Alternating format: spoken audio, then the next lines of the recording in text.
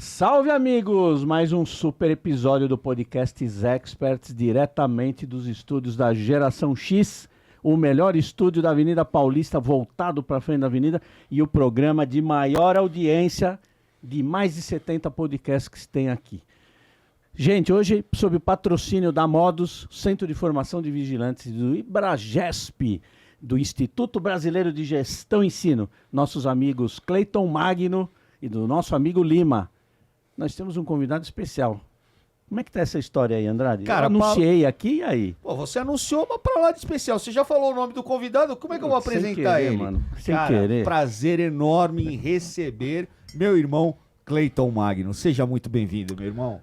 Bem-vindo, Magnão. Prazerzaço estar com vocês, cara. Prazerzaço mesmo. E aí? O que você conta da vida pra gente, meu irmão? Se apresenta primeiro pra nossa Fala plateia. quem é você. Fala Bom, quem é Cleiton Magno. Alguém sabe quem é Cleiton Magno ou ninguém sabe? Sabe, né? Mas dá uma palhinha, vai. Vamos lá. Quem é o Cleiton Magno? É o esposo da Ju, é o pai do Matheus, do Tiago, da Carol, do Daniel e do Léo. E o avô da Yasmin, é quem hoje manda em mim, né? Então, Até rimou. esse é o cara que, na verdade, eu defino essa pessoa. Um cara que a cada dia procura ser um pai melhor, né? Um amigo, um parceiro. Dentro da profissão, a gente tem um laço de vida. E assim, eu tive tudo para dar errado na vida, né? Situações de vida que aconteceram, perda dos pais, aquela coisa toda. Mas assim, a essência da família fez com que eu seguisse, persistisse no caminho do bem, no caminho onde eu estou hoje, naquilo que eu construí na minha vida. Então, alicerce, pai e mãe, educação, lá atrás, foi o que me deu sustentação. Então hoje eu estou aí nesse mundo da segurança, um apaixonado, um aficionado por treinar, por ensinar, por aprender. Então esse é o Magno hoje aqui. Muito bacana. A gente começou brincando porque ele já estava aqui vendo, que a gente chama é o próprio patrocinador, não tinha como a gente apresentar de outra forma. Magnão, a gente vê você aí, eu acompanho muito você nas redes sociais e vejo muito treinamento para profissionais, para polícias, inclusive municipais, eu tenho visto ultimamente, e a gente está vendo bastante treinamento, eu vou chamar de ultra performance ou de alta performance, como você preferir. Eu entendo que isso é um diferencial no mercado, no segmento. Você tem a obrigação, perante o estatuto, a legislação, etc., de fazer um treinamento básico. Mas eu entendo que você oferta, pela tua experiência, pela tua bagagem, aquele aprendizado todo que você traz, alguma coisa além, que é a formação na alta performance. Explora um pouco para a gente isso, como é que você chegou nisso, o que que você faz para que realmente traga essa diferença para o vigilante. Zé, isso tá no meu sangue, né? É o DNA. Eu vim de operações especiais, né? Eu fui oriundo das Forças Armadas, Força Aérea, Pastor 142 dentro do Paraçá. E assim, lá eu fui designado para a seção de instrução militar. Então a gente tinha os treinamentos que eram os básicos, curriculares. Só que a gente tinha, por exemplo, a formação de equipe de operações. E aí como é que você, na verdade, treina esse cara? Você tem que colocar o desconforto, você tem que entender, na verdade, numa linha de 100, você tem que formar ali 10, 5. Eu, no meu curso, foram 132 inscritos, né, no Chacal. Eu fui o 03 da turma, de uma turma de 31 aprovados. Então, dali eu comecei a entender o seguinte, é você, na verdade, tentar elevar ao máximo o potencial de cada um. Cada pessoa ela tem uma configuração, a gente não tem como padronizar o aprendizado das pessoas, isso é utopia. Você dizer que todo mundo tem que ter o mesmo nível, a mesma condição, todo mundo é diferente, cara. E aí quando você traz o alto desempenho é o seguinte, é você pegar cada indivíduo, cada pessoa e elevar o desempenho daquela pessoa, daquela unidade ou daquela célula. E aí eu trouxe isso para o mundo privado hoje. Então a gente tenta buscar, na verdade, desenvolver um projeto mais realista dentro daquilo que é o aplicável. Então o que eu entendo? Eu preciso entender o seguinte, primeiro assim, qual que é o meu ambiente de negócio? O que preciso trazer de resultado? Qual que é o problema da equipe ou do grupo? Se eu tenho que trabalhar liderança, é liderança, é mais pessoa. Se eu tenho que melhorar processo, eu tenho que trazer processo. Se eu tenho que trazer realmente mais a parte operacional, então a gente vai no operacional. Colocar uma miscelânea de tudo, cara, a pessoa absorve pouca coisa do todo. Agora, se você focar num ponto, que é o ponto de construção de cada um, você eleva desempenho. Uma coisa assim, está muito na moda você falar sobre treinamento, andragogia. Eu não acredito. Olha que interessante você falar. Porque a andragogia, ao meu ver, que a gente fala muito do treinamento do adulto, às vezes eu não quero aquela informação. Então, a gente passou na faculdade, né? De anos de faculdade, tinha coisa ali que eu não queria saber. Eu tava louco para ir lá pra lanchonete da esquina, para tomar um café, né?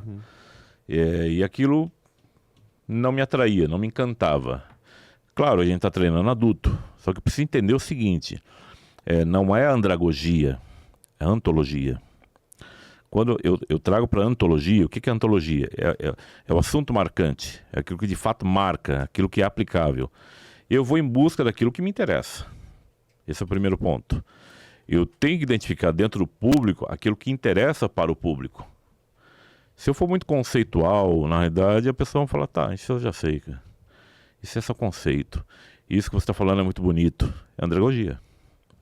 A antologia, na realidade, é o seguinte, cara, nós precisamos, de fato, chegar nesse posto. Nós precisamos treinar isso aqui. Isso aqui é risco. Isso aqui é contundente. Isso aqui tira a tua vida. Se ele começa a entender, na realidade, assim, quando você coloca as pessoas no fator de risco, ou na perda, ou no impacto, ou no dano, você traz ela para você. Fala, poxa, tudo aquilo que, de repente, me coloca numa situação desconfortável, isso chama atenção. E aí, assim, hoje, na verdade, eu tento construir, na verdade, os treinamentos voltados à antologia, não andragogia. Nada contra os processos andragógicos, porra, legal, são lineares, são pautáveis, eles se fazem presente, mas dentro de um público de 40, tem aquele cara que não está ali. Ele fala, tudo bem, mas... E às vezes é aquela pessoa que precisa atingir, sabe, Zé? Justamente é o foco. E assim, voltando lá atrás, nas operações especiais... Quando você pegava um grupo seleto de 100, você tira 10, não estou falando que os 10 são melhores, mas eles são diferenciados. Isso, você explorou aquilo que era o máximo deles, e eles hoje estão ali. E numa sala de aula, você pode ter essa possibilidade de você entender realmente num grupo de 40, quem é o destaque, quem são as pessoas. É o olhar do instrutor, o olhar do professor... Então, hoje, na verdade, eu tento, na verdade, buscar o seguinte, o treinamento para adulto, né? Para criança ele aprende. Agora, o adulto, ele sempre vai fazer uma pergunta, onde eu aplico isso? E é isso. É isso aí, é muito legal. Mas assim, te ouvindo falar, eu acabei construindo uma analogia aqui, né? Sobre algumas questões. Assim, você como eu... formação militar, né? Eu fui oficial do Exército por quase 10 anos, Magnão. E embora a gente tenha essa casca dura, essa casca grossa, né? Muita gente às vezes se assusta com a gente por essa forma que a gente tem de atuação na segurança, enfim, a própria formação militar, né? Nos traz essa certa rigidez em algum momento, mas eu traço um paralelo da seguinte forma. Até trazendo uma frase do Jung, né? Conheça todas as técnicas, domine todas as teorias, mas ao tocar uma alma humana, seja apenas uma outra alma humana. E eu percebo isso quando você lida com as tuas equipes nos teus treinamentos. Você entra dentro da cabeça do cara, mas ao ponto de fazer o cara entender que você está ali com ele, né? De que você ali é o parceiro do cara e que você está... para tudo, o que der e vier, né? E isso se fez muito presente ao longo da minha estrada também, de estar sempre muito próximo das pessoas, né? De ser ombro a ombro, de verdade, não só na palavra, mas na atitude. E eu queria que você falasse um pouquinho mais disso, né? Desse lado humano que nos traz talvez uma diferenciação para quem ainda vem daquela área militar com a cabeça de que não mudou a chavinha, que a gente agora lida com seres humanos num modelo hierárquico totalmente distinto do que a gente tinha dentro das Forças Armadas. Muito bom, Zé. Isso, na verdade, assim, faz todo sentido. Em qual quesito? É gente, Zé. Sim. Então, assim, a gente tá falando de gente. As pessoas têm sentimento, elas têm o dia bom, o dia ruim, uma percepção. Uma pessoa que é mais comunicativa, uma outra pessoa é mais observadora. E aí vem o papel do líder. Assim, o que eu costumo ver como premissas para um bom líder dentro do treinamento? Não basta você ser um incentivador, dizer para a pessoa, falar, vai e faça. Você tem que criar condições técnicas e ali sim, não ensaiadas, mas mostrar para ele assim, esse é o caminho, de várias formas. Você participando junto com ele, você na realidade assim, incendiar a pessoa, na verdade, é o fator motivacional que você fala assim, vamos lá, nos cursos de Força Massa tem muito disso, né? Sim. Das pessoas olhar e falar, pô, rastejar no barro. Se você não aconteceu normal agora, vamos rastejar no barro? Claro que não, porra. A gente não vai rastejar no barro. Mas se você tá vibrando, se você tá ali motivado, se tá todo mundo junto, aí vamos. Muitas pessoas, às vezes, realmente são encorajadas pelo grupo. Então, se você tem habilidade suficiente de tornar um grupo, né? Claro que a gente sabe a diferença de grupo e da equipe, né? O grupo é um grupo de pessoas, são pessoas, cada um com seu objetivo. Mas o time, na realidade, está todo mundo coeso, focado com um objetivo só. E eu começo a entender, não que eu vou me contaminar, eu vou me contagiar. Então vamos. Claro que respeitando as limitações dela. Né? Então, assim, hoje, por exemplo, eu estou à frente de uma companhia, Zé, que é a Modus. Eu tenho pessoas lá que são diferentes. Eu tenho pessoas, na verdade, que são mais humanas, outras com mais processos, outras, se você deixar... Eu tenho pessoas que eu deixo livre, eu não cobro nada. Eu tenho aquelas pessoas que eu tenho ali que cadenciá-la no dia a dia para que ela faça, mas em ambos os casos, eles me dão resultado. Né? Nesses dois pontos. E aí o que eu procuro fazer? Na realidade, assim, ser participativo. Eu tenho minha sala, eu tenho meu ar-condicionado, eu tenho meu frigobar, tem livros, tem uma TV com alguns canais, mas aquilo é o seguinte, deve ser 15 minutos da minha vida ali dentro. Questões de negócio, questões de relacionamento, estar em campo. Se você está em campo com o seu time, a coisa reverbera e você tem um reflexo de resultado bom. Agora, se você tem distanciamento, não sabe o que está acontecendo lá na ponta ou no campo, você não vai conseguir medir isto. Então, assim, as coisas se passeiam nesse sentido. E assim, claro que a minha linha da vida militar me trouxe, por exemplo, fatores como disciplina. Eu não abro mão da disciplina, mas uma disciplina consciente, uma disciplina leve, né, de uma coisa que a gente tem que construir. Mas eu levo na minha vida, a gente vai falar muito eu persigo a palavra persistência. Então, porque a gente fracassa cada dia, não tem jeito. O teu time vai fracassar.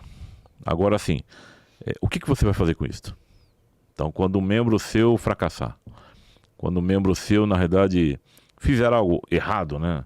Eu vou punir, eu vou orientar, vou brigar, vou questionar, ou eu vou ensinar, vou orientar, vou chegar junto com ele, vamos fazer junto, vamos pintar a parede junto, né? Este é o caminho, né? Então, são várias nuances. Então, tem vários caminhos para a gente poder e aí seguir bem. Acho que a liderança de alta performance, né? Ela já tem toda essa dificuldade. Primeiro, porque você está lidando com uma equipe que está entregando, pelo menos teoricamente, o máximo ali, né? E na hora de uma operação, na hora que você está fazendo realmente uma gestão de uma operação, você tem que ter aquela rapidez em raciocínio da alta performance, típica daquela decisão imediata. Pode falar. Rápida, mas não linear. Não linear, isso. Não linear. Cada um tem o seu, vamos falar assim, o seu limite. E a resposta. Né? E assim, o importante é que eles estejam engajados, né? Eu entendo o papel do outro. Cada um, até no treinamento, né? Se você pegar um treinamento tático, eu passei anos brigando que todo mundo tem que colocar o coldre do lado direito ou no centro do corpo, os carregadores nesse lado. Não, gente, às vezes a minha configuração é diferente da sua, Zé. Eu me sinto bem, na verdade, carregando o coldre desta forma, enfim. O que eu não posso, na verdade, é restringir, criar restrições e gerar expectativa naquilo que é o meu preceito. Eu entendo que o certo é esse, mas será que de fato é o certo? Então, quando você fala da alta performance ou alto desempenho, eu preciso olhar a unidade. Então, cada unidade. Esse tem facilitadores na questão humana, ele é muito agregador. Então, ele, dentro do grupo, ele tem um poder de convencimento na equipe que é alta. Então, eu vou soltar ele com a equipe. Esse outro, ele é pouco comunicativo, mas o processo dele é muito bom. Então, esse cara, na verdade, é o desempenho. Eu tenho que colocar esses dois para se falar. Então, um aprender com o outro, né? Não criando choques ou conflitos, são habilidades. Então, assim, isso que eu sei fazer, na verdade, já é a minha máxima. Mas eu não sei isto, eu não posso privar ele. O grande medo de toda essa história nossa é a gente com aquele estigma de falar assim, poxa, se eu ensinar, eu vou perder a minha cadeira. Se eu ensinar, eu vou perder o meu lugar. Isso é bem antigo, né? Mas isso é latente. Isso é latente hoje. A gente pode falar 1000 coisas, por isso que eu falo que, na verdade, muitas coisas na vida são conceitos. Não, a gente tem que, na verdade, repassar para o próximo. Mas, assim, é bonito a gente falar, discursar para os outros, mas você, na verdade, executa isso, você é assim. E você acaba com o desempenho quando você, na verdade, não coloca as pessoas para se falarem. Quando você... E, principalmente, feedback. Isso é muito importante, cara. Saber se eu estou no caminho certo, saber se eu estou indo bem. Então o líder ele tem que prestar feedback sempre, cara. Ou periodicamente. Chegar para o seu liderado, cara, você está indo bem, parabéns nesse caminho. Porém, né? Ou todavia, ou, cara, o seu ponto de atenção, o seu ponto de melhoria, não o seu defeito, né? Mas o teu erro. Não. Cara, ponto de atenção, cara, vamos nesse sentido. Participa mais disso. Todo mundo gosta de fazer aquilo que é gostoso de ser feito. Por exemplo, na segurança, estar em campo. Dificilmente alguém gosta de fazer relatório. Eu aprendi o contrário. Eu sei fazer um bom relatório. Eu sei criar e construir um documento bonito, esteticamente bonito. É por isso que eu dei certo. Então, quem aparece mais aos olhos do cara lá em cima é o processo, não o campo. E aí, só que eu tive orientação de alguém. Magno, vai por essa linha. Você é muito bom de campo, mas aqui você precisa melhorar. Melhorando isso aqui, você vai dominar isso. E eu fui nisso daí. E hoje é o que eu tento passar pro time. Na verdade, assim, a gente melhora, a gente treina e a gente desenvolve no desconforto. Essa é a questão maior. Né? O desempenho é o desconforto total. Né? Só fazer aquilo que a gente gosta, legal. Mas e o que fazer? O que você não gosta? Olha no mercado, a gente está falando de prevenção de perdas. Quantas oportunidades existem na prevenção de perdas? Mas a gente tem que buscar, tem que querer, tem que correr atrás. E aí alto desempenho, na verdade, são essas nuances, né? Mas o importante é entender que não pode ser linear. Todo mundo tem os seus limites, mas explorar o melhor de cada um. É isso.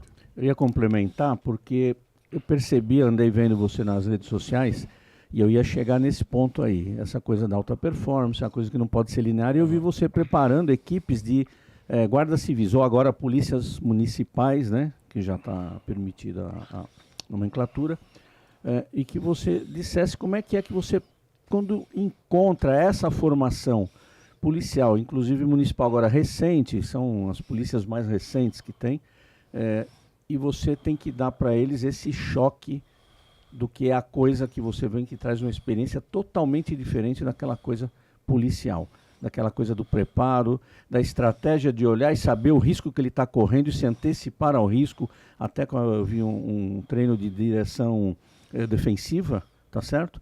Como é que é esse choque dessa cultura aí para essa turma toda nova da Polícia Municipal? Pois é, interessante isso aí, cara. Primeiro, é choque. É choque, né? Porque eles vêm de uma cartilha. O Andrade veio desse mundo, eu vim desse mundo.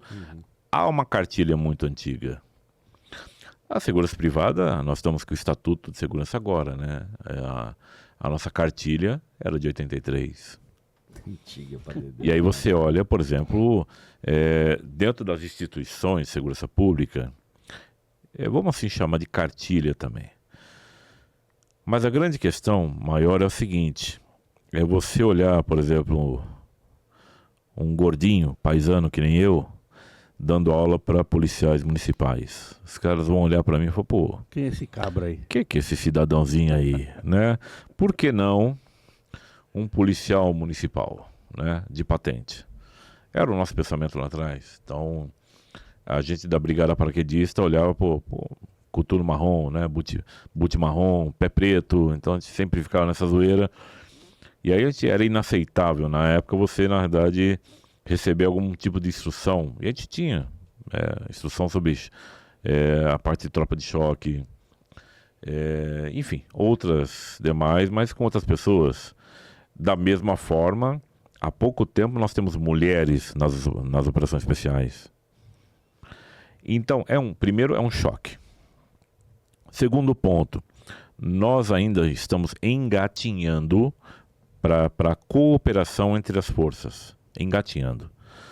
Então, a segurança pública ainda não se fala com a segurança privada. Por vários motivos. Não, na verdade, assim, porque não querem, tá? Enfim, ainda houve-se alguma coisa meio nebulosa que a coisa não veio para esse fim. Então, o policial municipal, pela polícia, de repente, ainda é visto como um guarda de que tem que tomar conta de museu. O policial civil ainda tem alguns preconceitos com a polícia militar. Polícia Rodoviária Federal, ele ganha um valor, só que você pegar, por exemplo, a 500 metros você tem uma rodovia estadual, né, que é controlada pela Polícia Militar do Estado, que tem um outro valor também. Então, aí você tem uma Polícia Federal. E aí você tem a segurança privada, e aí você tem o vigilante, e aí o PRIO. Então, enfim, o que precisa ter? Mais eventos, mais encontros unindo as forças. Então a gente precisa ter grandes eventos. A gente tem a feira ExpoSec, nós tivemos a ISC, teremos Sec Summit. Mas vamos lá, quem está nesse grupo? Quem está nesse público? Segurança privada. Onde está a segurança pública? E aí nós tivemos a Interdefesa, nós teremos a COP Internacional, que é a segurança pública. Aonde está a segurança privada? Então, acho que o primeiro ponto precisa ter mais convivência entre as forças. Elas se unindo, claro, é muita coisa, é um fator de integração muito forte. Mas o que é legal nesse ponto aí, Zé? Inicia-se com aquela desconfiança, né? Poxa, mas depois eles começam a entender, poxa, o cara manja, o cara tem conhecimento técnico. E vem a questão, no final eles saem todos aplicando, porque antologia, né? Onde eu aplico isso que o Magno está me ensinando, que é a técnica. E a técnica, eu entendi uma coisa, toda técnica você precisa primeiro entendê-la, você precisa confiar, entendê-la e compreendê-la. Para que isso serve? Você entendeu, né? Você compreendeu e executou, aí você passa a confiá-la. Se você confia, você executa. É o que acontece lá. E assim, o respeito da gente, na verdade, como modos, está buscando fazer o seguinte: a gente quer sair da vertente de curso de formação de vigilante, que a reciclagem vai passar a se chamar atualização, as extensões de carro forte, segurança pessoal, escolta armada, segurança em eventos, elas vão ser chamadas agora de aperfeiçoamento. Enfim, elas são importantes, né? Porque elas são cursos regulares, é o que mantém a nossa categoria. Porém, a gente estrategicamente vai buscar fazer outros modelos de treinamento, que envolve trazer ou levar os treinamentos para a segurança pública. Ir aprender com a segurança pública, por que não? E trazer para o nosso mundo aquilo que pode ser aplicável pelo Magno também. Né? Então, mas para isso precisa ter uma predisposição dos dois lados. E quando a gente fala de alto desempenho, e por que dá muito certo na segurança pública, é que, eu não estou fazendo uma comparação, tá? Mas a segurança privada, ela tem muitos bons processos que podem ser levados para a segurança pública. Estamos falando sobre inteligência de segurança, gestão de crise, gestão de riscos, aonde a cartilha da segurança pública, né, se você pegar como cartilha, ela ainda não que ela é defasada, mas ela é muito voltada àquele cenário. E a segurança privada, ela tem vários grandes cenários. E aí um pode aprender com o outro. A ideia é o seguinte, é trocar figurinhas, troca experiência, né? Troca experiência, cara. É isso. Sensacional. É fabuloso. E a gente fica... O assunto é muito bom. E vendo o Magno falar com a paixão que ele manifesta, né, sobre todo esse processo, é realmente encantador. A gente vê o brilho no teu olhar e o quanto que você dá valor a isso. E nesse sentido, eu queria te fazer uma pergunta. Hoje a gente vê que uma realidade, cada vez mais as empresas contratam pelo perfil técnico, né? Então é o currículo, mas demitem pelo perfil comportamental, né? Então é a habilidade, né? A habilidade técnica que está prevista no currículo contra a habilidade comportamental, que é o que espera-se dele no desempenho da determinada função para que ele seja contratado. Como é que você enxerga hoje, dentro da tua ótica de formação, uma possibilidade de trabalhar essa questão das habilidades comportamentais? Andradão, cara, vamos lá. Primeiro, o que eu vejo? Qual que é o cenário das empresas hoje?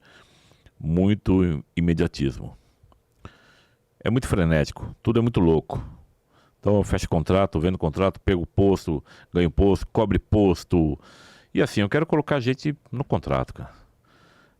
Põe gente pra dentro. Então vamos pôr gente pra dentro, põe lá no posto, tá coberto, ufa. Bora, né? Bora faturar. Tá coberto, fatura, né? Então, assim vai, cara. Agora vamos lá. Eu vim de Pires. Passei pela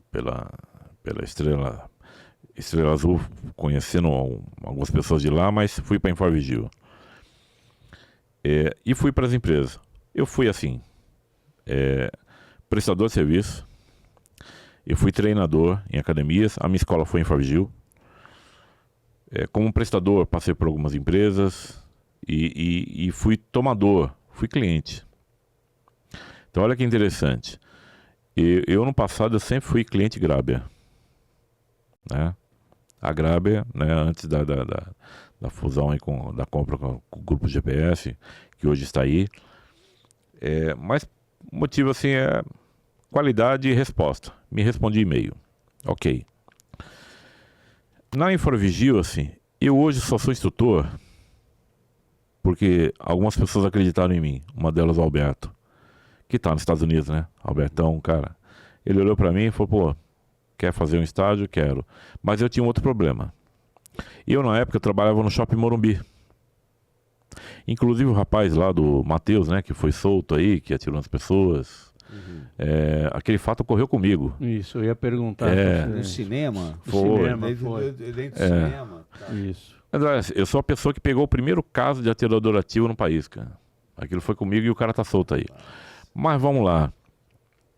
Eu cheguei com a notícia pro meu diretor, que era o Bernardino, e o Carvalho. E olha, pintou um estágio na Infarvigil para eu fazer tal, de instrutor. Só que eu trabalhava, ia encavalar o horário, né? Que era de dia, eu era supervisor do dia. Os caras falaram, e eu pedi, posso ir pra noite? Eu falei, não precisa não, cara. Vá lá, faça. Quantos dias sai o estágio? 30 dias. Faça o estágio. Assim que você sair do estágio, você vem aqui, cumpre o seu resto de horário e vai embora, cara. Assim. E assim, eu tinha que trabalhar. Eu trabalhava até as 8 da noite. Eu saí do estágio às 4. Uhum. Até chegar lá às 5h30 e trabalhava até as 8 da noite, cara. E ir embora. Então, assim, pessoas enxergaram a minha pessoa, viram a minha pessoa. Agora, por que eu estou trazendo isso? A gente dificilmente nas empresas mede comportamento. É difícil. Por um motivo muito grande. A gente ouve vários textos, a gente procura na internet e a gente vê lá muitas pessoas que não... As pessoas não trocam as empresas, trocam os chefes, aquela coisa toda. Mas assim, quem é que dá um feedback pro chefe? Para saber se ele está dando certo ou errado? Porque às vezes na cabeça do chefe, na cabeça do supervisor, ele está arrebentando, cara. Ele está certo, ele está defendendo a causa da empresa, né? Ele está no caminho que ele acha que ele está o supra-sumo. Mas ninguém chegou nele e falou, irmão, Olha o teu resultado, cara. Aliás, ele não sabe nem qual é o resultado da companhia, os números dele. Então ele entrega uniforme, né, cobre posto, esconde gente lá no posto, achando que ele tá, arrebentando. Mas ninguém trouxe ele para lá. Então, assim, primeiro ponto, eu acho assim, Andrade, numa empresa, a gente tem que começar a medir lideranças. Acho que é importantíssimo, cara. Sim. Não é a ponta. Então eu preciso, na verdade, rastrear e ver como é que tá as minhas lideranças. Ela está sadia? Ela está sadia. Ela tem o foco da empresa? O que é o foco da empresa? O dono da Embrase, né, o seu Wagner Martins, eu estava numa visita na empresa, uma Kombi chegou e uma pessoa descarregando caixa de copo, plástico, ele foi lá e começou a carregar os copos, o dono da empresa. Ele sabia o nome das pessoas, ele conversava com todo mundo. Então vamos lá, se o dono da empresa, que é o topo da pirâmide, trata bem todo mundo, por que esse trata mal? Não, o contrário.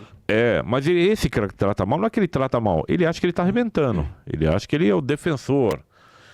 E eu preciso, na verdade, rastrear essas lideranças. E aí outro ponto que uma empresa dificilmente ela traz para ela, as pessoas têm ouvidoria para mostrar para o cliente que tem ouvidoria. Mas a ouvidoria deveria funcionar sim como ouvidoria. Sim. Pegar um motivo, pegar um ponto, pegar uma reclamação, pegar uma pendência, pegar algo que seja. A empresa me deve R$2 e fazer com que aquilo fosse muito importante, porque é importante para a pessoa. Então, se essa ouvidoria, pode ser chamada de vários nomes, né? Sim.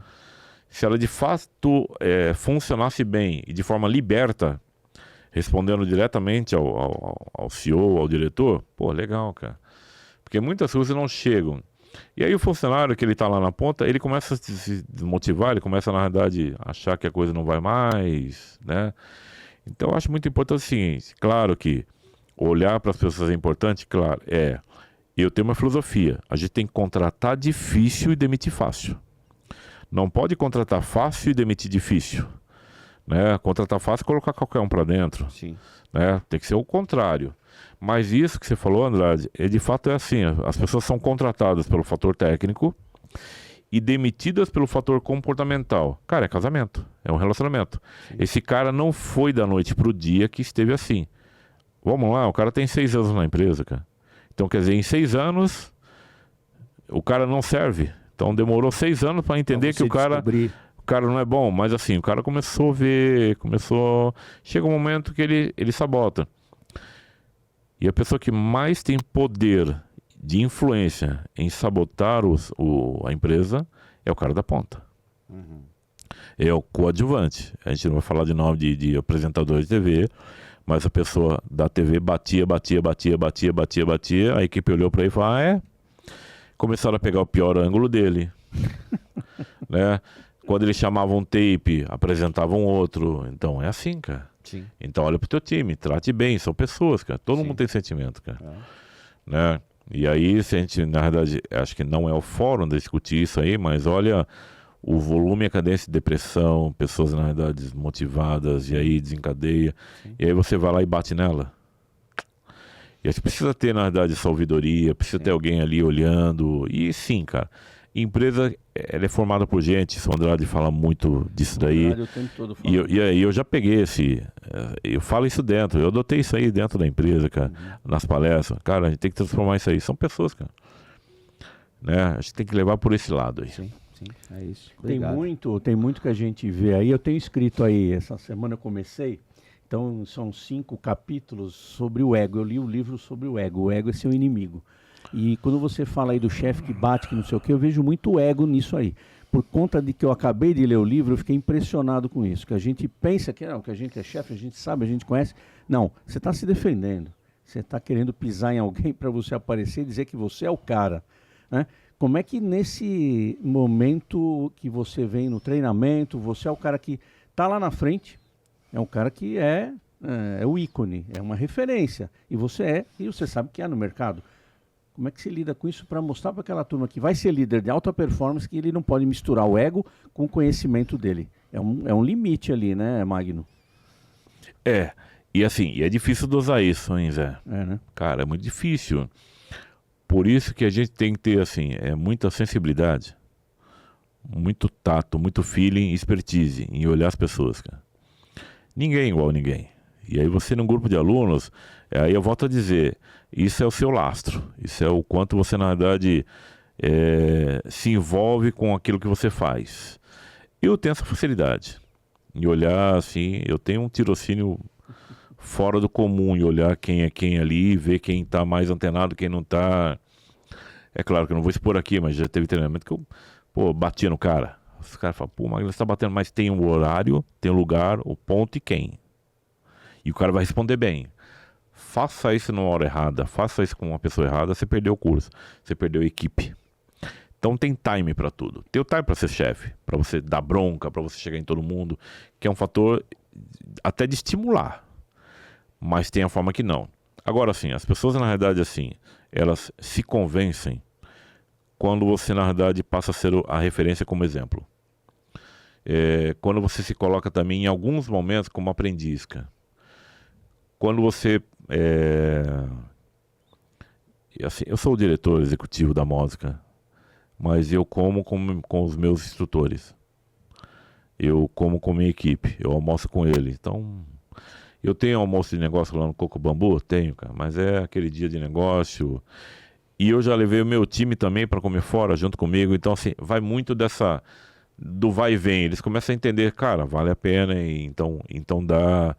O Magno é bravo? Cara, eu sou bravo. Claro que eu sou bravo. O meu time já pegou eu em algumas situações lá que... E eles sabem hoje, eles me olham hoje e falam, hoje o chefão não tá bem não, cara. Então, evito aí na minha sala, mas assim, eu não faço nada também a esmo, espontaneamente, não, cara. Mas o que eu procuro na verdade é o seguinte, não adianta eu te apresentar um conceito se eu não aplico, se eu não sou o cara que executa isso, cara. Então eu vou te vendendo uma coisa, falar coisas bonitas. Então, se de fato eu não aplico. E acho que o melhor modelo em relação a isso aí, Zé, é você na verdade sair inserido, cara. Você pode ser o técnico de um time, pode ser o técnico, mas, cara, tem um momento de você chegar, descer lá. Eu já vi várias palestras do Guardiola. O cara é fantástico. Ele pega o time dele assim, e ele eleva em alto desempenho. Aquilo é alto desempenho. Ele diz pro grupo, cara, eu não aceito menos do que a vitória, porque a gente chegou até aqui. Isso é impressionante. Então, mas ele toca onde o seguinte, eu começo, cara, as pessoas começam a entender, né? Não é só filosofia, né? Mas é o aplicável. E o líder precisa estar muito, muito voltado, muito no time para isso aí. E tem aquele time que você precisa estar em silêncio, cara. Estrategicamente esteja em silêncio. Para você provocar o seguinte, as pessoas na verdade virem buscar isto, né? Alguma informação, e aí você de uma forma muito branda, você traz isso, né? Mas acho que assim, a melhor forma ou pro forma disso daí é a gente na verdade estar inserido com eles, cara. Não é só o alto escalão. Desce o degrau, vai em campo, tá junto, joga eles lá para sua sala, cara. Vou até expor aqui, expediente, cara. Um funcionário lá, meu Matheus, cara, 1 ano de modos. Pô, chefão, pô, 1 ano de modos, cara. Acho que era 2 da tarde, pô. Tomara que isso não me comprometa, mas vamos lá. Eu abri o frigobar, tirei 2 Heineken, vamos tomar. Pô, como assim? Eu falei, vamos tomar uma Heineken aqui para comer. Sabe, coisas que eram dali. Não é o melhor exemplo, tá? Então já estou dizendo aqui, isso não se repita, mas assim, cara, acho que é você estar muito inserido, cara. Time é time. A gente ouvindo ele falar, né? Eu ia passar a bola para você, mas tem uma coisa que chama atenção, né? Essa coisa de ficar bem próximo, né? Ficar junto. E aí, como a gente tá dando muita moleza para ele, eu recebi 2 recados aqui. Dois recados. Primeiro um recado que veio do Lima. O Lima falou assim, caramba, o que tá acontecendo? Quando eu fui aí, vocês me apertaram. Me apertaram, né? Aí tá. E o outro recado, eu não posso dizer que o outro recado quem mandou foi o Maguinão, porque ele tá aqui, né? Quem mandou? Juscelia. A Juscelia dizendo, peraí. Na hora que eu tava aí, o Maguinão mandou apertar. Agora vocês estão dando essa moleza pra ele? Como é que pode isso? Só na flauta. Andrade, vai contigo aí, que eu tô fora disso aí, hein? Não, Maguinão ele tá trazendo, antes de eu entrar no momento final, né? Na nossa reta final tradicional, o Maguinão tá trazendo umas coisas que são mais do que importantes. Palavra convence, exemplo arrasta. Você que é líder, e não dá o exemplo, você não materializa as tuas ações, né, as tuas palavras a partir das tuas ações, você efetivamente não faz uma liderança pelo exemplo, que é o método mais eficaz de se praticar liderança. Isso que o Magnão está dando é uma verdadeira aula de liderar pelo exemplo, né? Mas, Magnão, a gente chega no nosso momento Pega a Visão. E no momento Pega a Visão, o nosso expert, o nosso convidado, dá um papo reto para nossa audiência. Então eu vou pedir para você, olhando para aquela câmera ali, a sua câmera, você mandar um papo reto do Magnão para nossa audiência. Magno, tá contigo. Boa.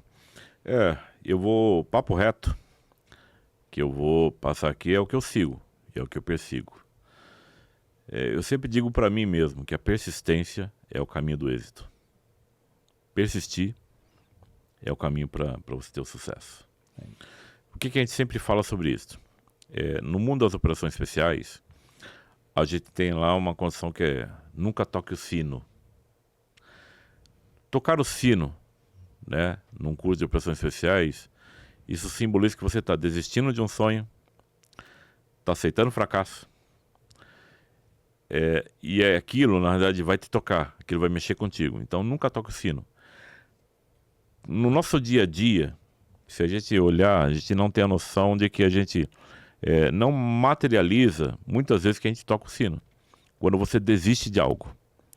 Então, quando você olha para você e fala, poxa, amanhã, 6 horas da manhã, eu vou levantar e vou fazer uma corrida de 5 km. Você planejou isso. E aí, no dia seguinte, você olha e fala, não vou. A gente está tocando sino, cara. Então, tenha sempre como ideia a disciplina, claro que ela é importante. Ela vai te carregar o sucesso.